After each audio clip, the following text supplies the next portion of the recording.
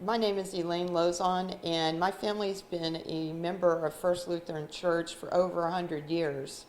And in 2009, when we were approached to restore one of the windows, we decided, my brother, my niece, and my aunt decided to do a window in honor of my grandparents and my mother, Rudy and Frances Anders and Fran Anders Lauzon.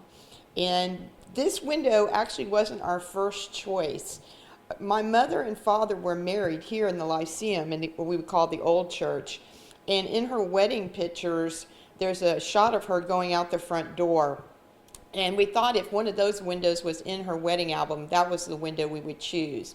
But it wasn't. We didn't have a good shot of that. But Pastor Guthier, he suggested, especially regarding my mother, that the resurrection would be the perfect window for us to restore as a family. My mother's faith was amazing. Always something I admired and strived to duplicate.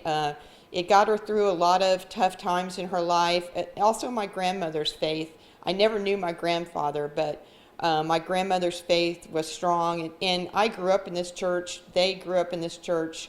My aunt that helped donate, she also grew up and was married in this church, baptized in this church, were buried from this church. So the church means a lot to us. And at the core of my mother and my grandparents' faith is the resurrection of Christ.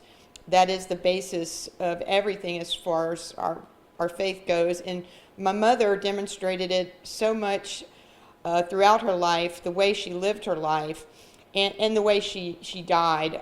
She was diagnosed with Lou Gehrig's disease, and instead of us setting an example or helping her, she was the one that set the example for us through her faith in Christ. And so that was one reason that this window is so important to us, is to honor my mother and my grandparents and their faith and their connection to First Lutheran Church. So that's why we were really pleased that we were able to restore the resurrection.